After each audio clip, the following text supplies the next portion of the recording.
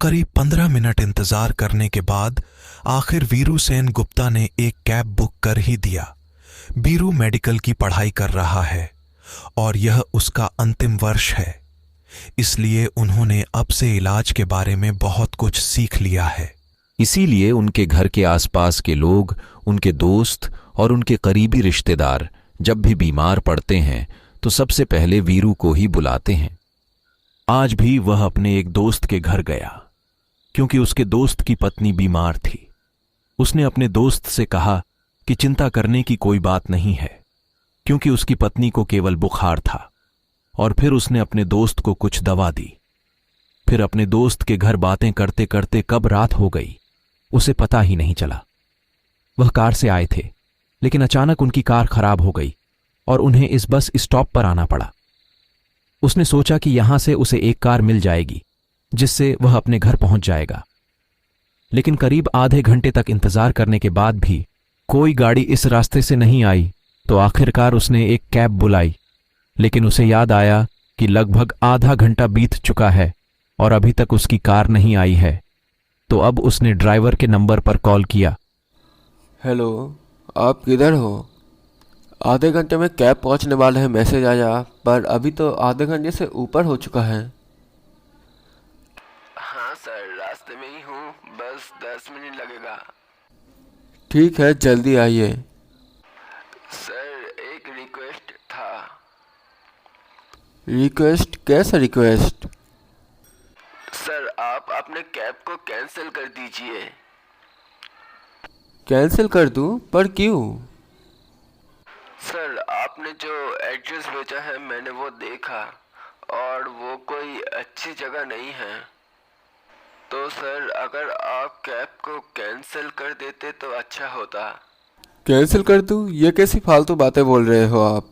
अगर मैं cab cancel कर दूंगा तो घर कैसे जाऊंगा? फालतू की बातें छोड़कर जल्दी से इधर आइए। इतना कहकर वीरू ने फोन रख दिया। उसे समझ नहीं आ रहा था कि कैब ड्राइवर ने ऐसी बातें क्यों कहीं और वह क्यों नहीं आना चाहता। जो भी हो, जब उसने कैब ड्राइवर को आने के लिए बोला है तब उसे आना ही पड़ेगा। इसलिए वीरू ने और इंतजार किया। अचानक उसने देखा कि जहां वह बैठा था उसके पास ही एक बोरा रखा हुआ था। वीरू पहले तो इस बोरे को देखकर डर गया क्योंकि वह इतनी देर से बैठा था, लेकिन फिर भी उसकी नजर इस बोरे की तरफ नहीं गई जैसे यह अचानक आ गया हो।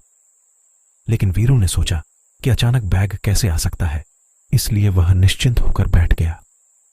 बैग का साइज थोड़ा बड़ा था। अचानक बोरा हिलता हुआ नजर आया।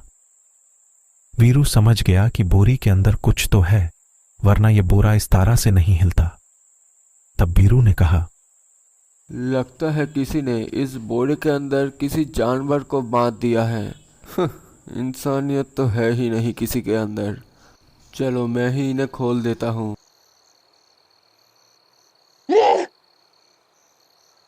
वो क्या था? क्या वो किसी इंसान का आवाज था? और वो आवाज, हाँ, वो पक्का इस बोरे से ही आया। तो क्या इस बोरे के अंदर कोई इंसान है? हाँ, ऐसा हो सकता है क्योंकि बोरे का साइज तो बहुत बड़ा है। क्या मुझे नहीं, ऐसा मुझे नहीं करना चाहिए।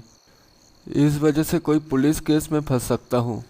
एक काम करता हूँ, थोड़ा आगे जाकर अपने कैब का इंतज़ार करता हूँ। अब वह वहां से थोड़ा आगे जाकर खड़ा हो गया और वह अपनी कार के आने का इंतजार करने लगा। लेकिन थोड़ी ही देर बाद एक महिला वहां आई। महिला ने साड़ी पहनी हुई थी, लेकिन उसका हुलिया समझ में नहीं आ रहा था और उसके हाथ में एक बड़ा बोरा था। जब वीरू ने बैग देखा तो उसे पता चला कि यह वही बैग है जो बस स्टॉप के पास रखा था। यह देखकर वीरू डर गया और उसने महिला को बताया, आप कौन हो और आपके हाथ में ये बोरा क्या कर रहा है? क्या ये आपका बोरा है? और इसके अंदर है क्या? लेकिन महिला की ओर से कोई जवाब नहीं आया। देखिए, मुझे अंदाज़ा है कि उसके अंदर क्या है। आप यहाँ से चले जाइए, वरना मैं अभी पुलिस को कॉल करके यहीं पे बुला लूँगा। लेकिन इस बार धीरे धीरे महिला का चेहरा सामने आने लगा। महिला के चेहरे को देखकर वीरू पूरी तरीके से डर गया, क्योंकि वह किसी इंसान का चेहरा नहीं था। वह मदद के लिए चिल्लाने लगा, लेकिन ऐसे खाली इलाके में उसकी मदद करने वाला कोई नहीं था।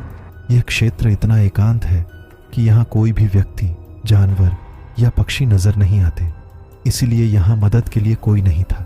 बीरू बिना इधर उधर देखे बस भागा जा रहा था। अचानक